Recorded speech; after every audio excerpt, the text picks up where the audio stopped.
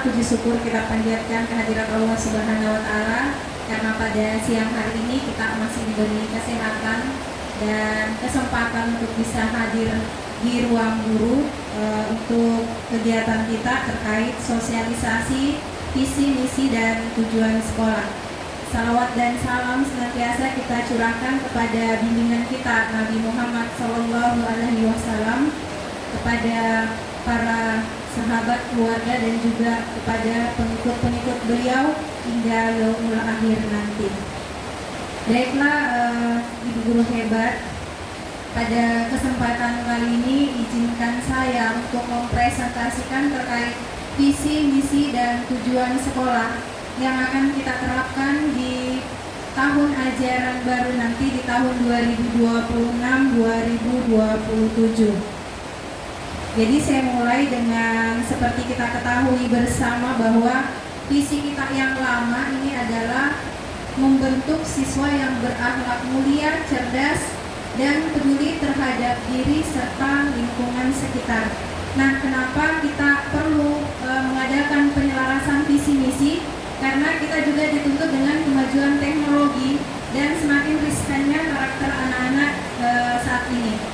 Baiklah, Ibu hebat. Jadi untuk perumusan visi yang insya Allah akan kita sama-sama kita laksanakan ke depan di dalam pengimplementasian, disesuaikan dengan kebutuhan di mana anak-anak membutuhkan pemahaman karakter yang lebih dari kita, pemerhatian karakternya, yaitu mewujudkan siswa yang berakhlak mulia, berprestasi, dan berempati, di mana visi yang baru ini merupakan penyempurnaan dari visi kita yang sebelumnya. Kalau sebelumnya itu peduli terhadap diri dan lingkungan, kalau di sini kita lebih menumbuhkan rasa empati siswa kita. Jadi kalau empati ini sudah banyak nih, komplit nih dia kalau namanya empati.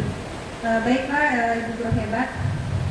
Nah, sekarang dari visi sekolah yang telah diselaraskan ini ada beberapa latar belakang yang melatar belakangi sehingga muncul yang visi tadi. Di antaranya yang pertama ada dari fondasi pendidikan.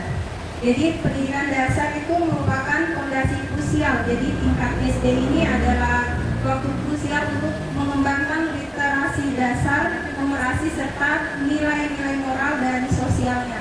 Jadi tetap kita juga mengedepankan literasi dan numerasinya siswa selain nilai moral siswa sendiri. Kemudian visi ini harus adaptif. Jadi kerangka kerja strategis sekolah yang merupakan visi, misi, dan tujuan itu harus kokoh. Jadi seperti dia fondasi, harus relevan dan adaptif terhadap dinamika perubahan zaman. Kemudian latar belakang yang berikutnya adalah kepatuhan kita terhadap regulasi, di mana regulasi ini terdiri dari perluasan undang-undang, Sisdiknas, dan kebijakan turunannya menekankan perlunya satuan pendidikan meninjau ulang arah strategisnya secara berkala. Jadi ini adalah beberapa latar belakang yang melatar belakangi sehingga muncul visi kita tadi dari yang menyempurnakan visi kita yang lama. Kemudian urgensi penyelarasannya apa saja? Yang pertama itu adalah respon konteks atau global yang memastikan orientasi sekolah merespon tantangan global dan tantangan keterampilan abad ke-21. Kemudian yang kedua ada penguatan identitas karakter, yaitu memperkuat sekolah sebagai pusat pembentukan karakter yang berakar pada nilai-nilai luhur. Yang ketiga di sini adalah akuntabilitas, di mana laporan ini adalah bukti akuntabilitas dan transparansi atas upaya strategis yang dilakukan sekolah. Dan yang keempat itu adalah kolaborasi. Jadi nanti diharapkan kepada rekan-rekan itu tercipta kolaborasi yang lebih kuat di antara stakeholder, artinya antara guru dengan guru, guru kepala sekolah dengan siswa, guru dengan siswa, siswa dengan siswa, dan pihak sekolah dengan orang tua siswa. Kemudian untuk tujuan strategis penyusunan visi misi ini sendiri, yang pertama seperti yang saya katakan sebelumnya itu terkait tentang penguatan karakter.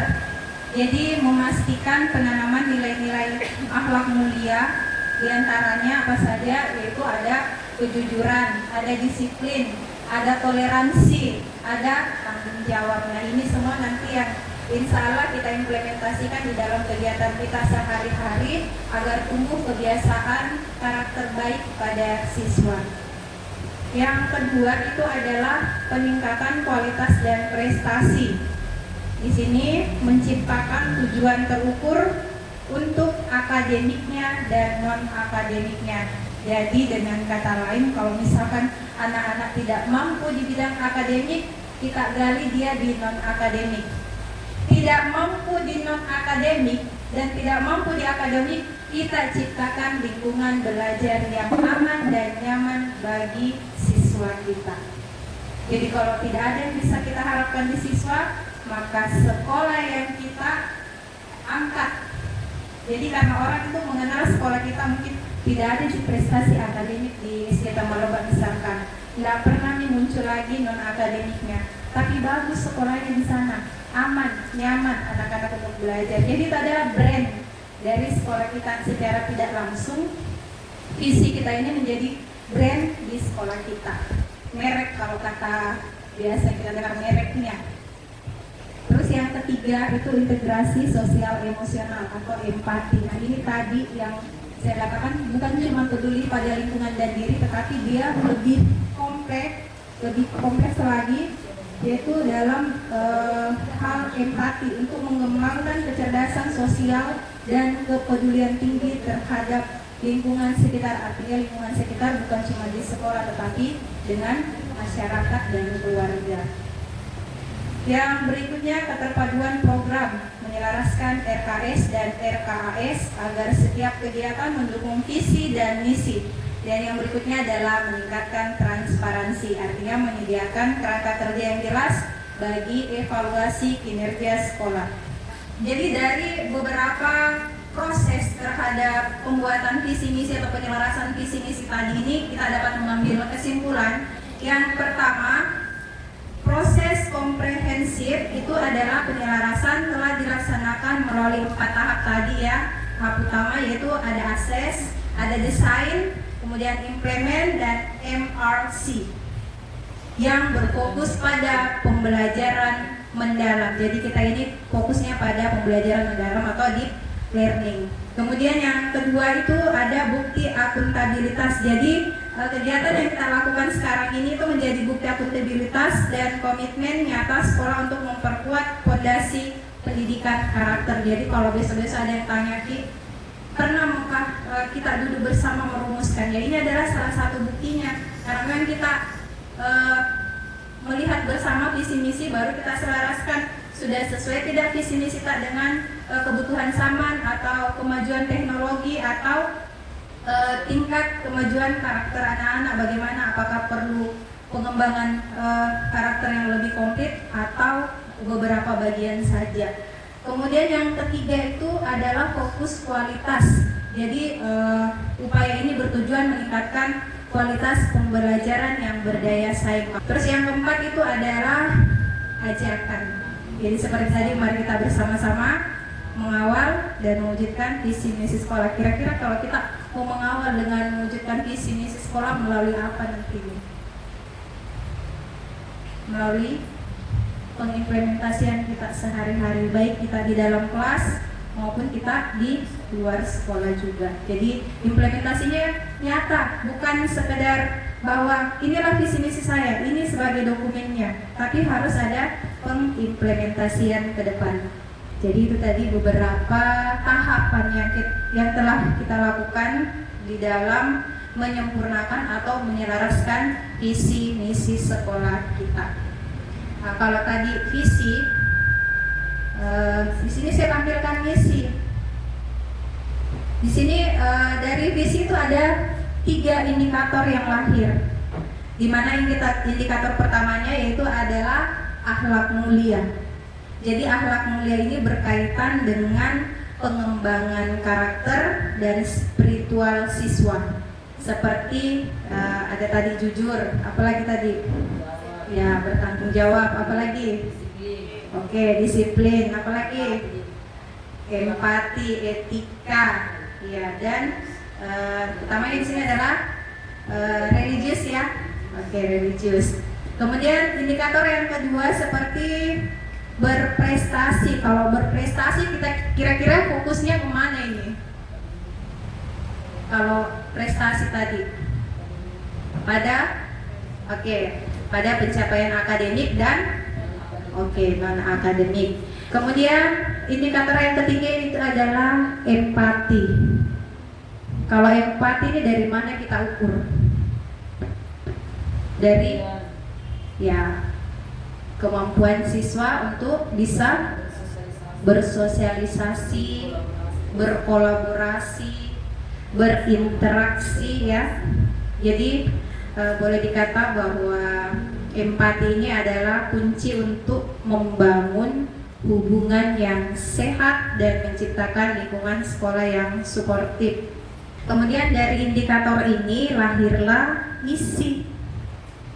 Nah, jadi misi kita di sini ada 5. Yang pertama itu mengintegrasikan nilai-nilai spiritual dan etika dalam setiap kegiatan pembelajaran sehari-hari untuk membentuk karakter siswa yang beriman dan bertanggung jawab.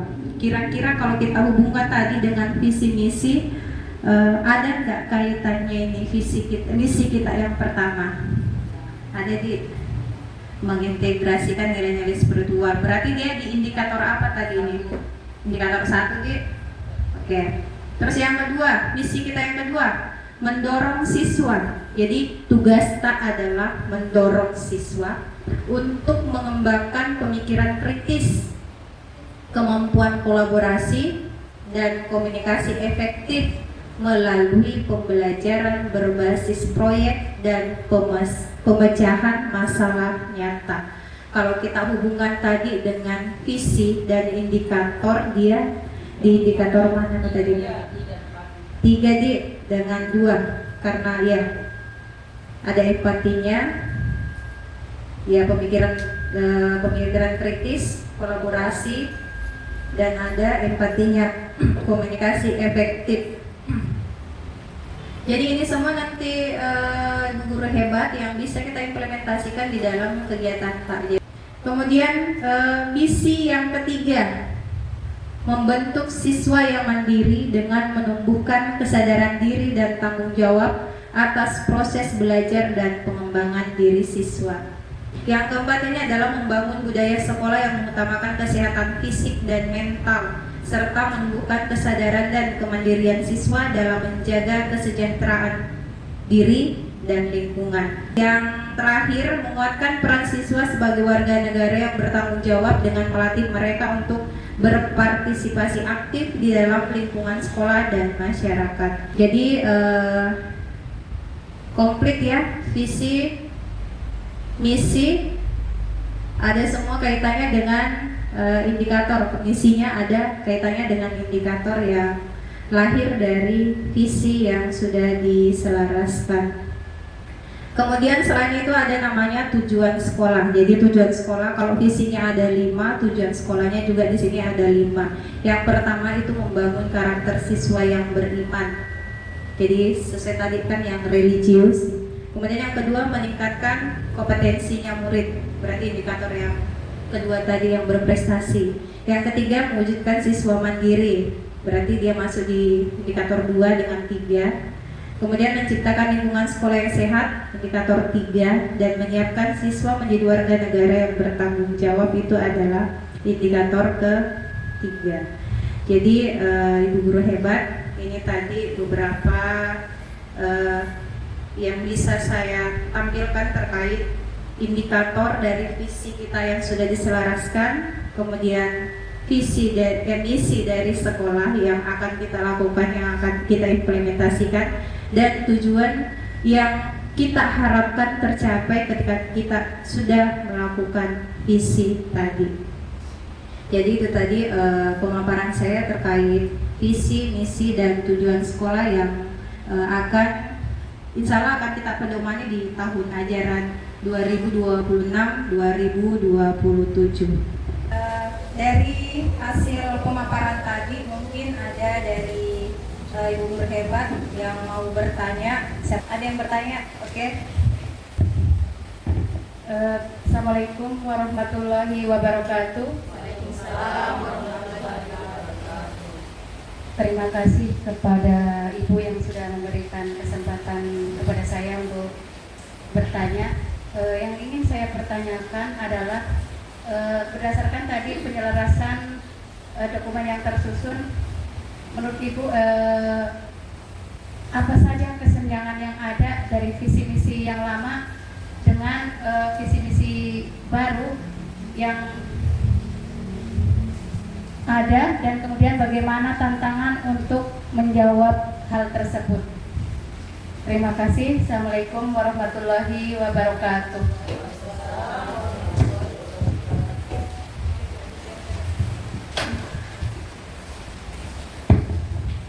Oke, terima kasih. Jadi pertanyaan tadi yang saya tangkap kurang lebih kan tadi ada dokumen penyelarasan, jadi kesenjangan utama dari visi lama ya, kemudian bagaimana visi yang baru ini bisa menjawab tantangan tersebut ya. Jadi kalau kita lihat kesenjangan utama pada visi lama tadi itu dia masih bersifat umum, jadi belum secara jelas menyebutkan adanya keterampilan abad 21 yang konkret, terutama di dalamnya itu ada aspek komunikasi dan literasi digital. Sementara yang baru tadi kan kita sudah muat sebelumnya yang pada saat penyelarasannya tadi itu sudah menyebutkan literasi digital dan religi, serta bagaimana menerjemahkan visi tersebut menjadi praktek pembelajaran yang nyata di lingkungan sekolah. Itu belum tergambar jelas di visi lama. Nah, bagaimana untuk menjawab tantangannya itu? Maka kita buatlah visi yang baru yang diselaraskan menjadi mewujudkan siswa yang berakhlak mulia, berprestasi dan berempati. Jadi kalau kita lihat secara detail, rumusan ini tuh lebih tajam, di mana ada aspek berprestasi itu bisa mendorong penalaran kritis siswa, kreativitas dan literasi. Sedangkan aspek berempati tadi ini menjadi kunci utama untuk membangun kepedulian sosial, kolaborasi dan hubungan sportif di lingkungan sekolah. Karena kan masing-masing tadi visi lama ada indikatornya, visi baru ada indikatornya. Kita cuma punya 3 indikator, tapi indikator ini mencakup semua pendalaman dari kompetensi keterampilan abad 21, terutama yang kita fokuskan tadi ini pada pembelajaran mendalam. Jadi itu jawaban dari saya, kesenjangannya antara visi lama dengan visi baru yang menjawab tantangan.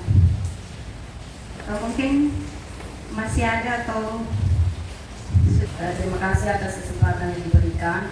Di sini saya ingin bertanya, bagaimana misi sekolah yang baru dirancang agar tidak sekedar menjadi jargon, melainkan benar-benar berdampak pada kemandirian dan kesehatan siswa di kelas. Terima kasih. Oke, jargon. Kenapa supaya tidak menjadi jargon gitu ya? Visi baru supaya tidak menjadi jargon atau sekedar pajangan atau sekedar dokumen sekolah. Jadi kalau visi baru ini dirancang secara operasional dengan mengintegrasikan nilai-nilai nyata ke dalam keseharian. Jadi ada upaya nanti untuk mengimplementasikan ke dalam keadaan nyata. Jadi kenapa tidak dikatakan jadi pajangan saja? Karena kita nanti fokus kegiatan di lingkungan sekolah itu hasil dari implementasi visi ini. Jadi setiap ini kan ada empatinya, ada kolaborasinya. Jadi bukan sekedar ayo anak belajar, kerja tugas tak, kerja kelompok kita, tapi lebih dibangun lagi dari dalamnya. Jadi untuk kemandirian, jadi sekolah menetapkan misi. Jadi ada tadi misi tak 5 tadi itu, itulah yang kita mau lakukan dengan menumbuhkan kesadaran diri dan tanggung jawabnya atas proses belajarnya. Jadi bukan sekedar visi, makanya tadi ada indikator dan ada misi. Misi inilah yang menjadi acuan kita untuk mengimplementasikan di dalam kegiatan sekolah. Nah, kalau dari segi kesehatan tadi, kita bisa membangun budaya yang mengutamakan kesehatan fisik dan mental. Jadi sehingga ada tumbuh kesadaran serta kemandirian siswa dalam menjaga kesehatan diri dan lingkungan melalui kolaborasi aktif. Kalau di sini kan alhamdulillah kita sudah bukan sedikit sudah luar biasa menjaga kesehatan anak-anak dengan adanya kantin sehat. Nah, kalau sudah ada kantin sehat, tinggal kesadarannya lagi anak-anak yang mau kita tanamkan. Dengan cara apa? Kita sebagai guru itu mendorong anak-anak untuk bisa mengimplementasikan apa sih sebenarnya hidup sehat itu. Jadi saya rasa tinggal kita poles-poles saja di dalam kegiatan kita sehari-hari. Jadi supaya tidak dia di jargon, misi ini yang kita lakukan, kita implementasikan di dalam kegiatan kita sehari-hari di sekolah. Saya rasa itu dari saya. Baiklah Bapak Ibu, kalau sudah tidak ada lagi pertanyaan, mungkin ini yang menjadi undang-undangnya Bapak Ibu kenapa diganti, dan biasanya visi-visi cuma menjadi jargon saja, menjadi pajangan saja, menjadi dokumen. Ini jawabannya. Kita guru sebagai pelaku yang mendorong dan memotivasi nanti anak-anak supaya tidak sekadar jadi jargon. Mudah-mudahan kita semua bisa melaksanakan, kita sama-sama mengimplementasikan visi ini di dalam kegiatan kita sehari-hari. Jadi kalau sudah tidak ada, mungkin saya cukupkan saja kegiatan sosialisasi atau presentasi visi misi dan tujuan pendidikan sekolah kita yang insya Allah akan kita terapkan di tahun ajaran 2025-2027. Terima kasih semua atas kehadiran Ibu Guru hebat. Saya ucapkan wabillahi taufiq wal hidayah. Wassalamualaikum warahmatullahi wabarakatuh.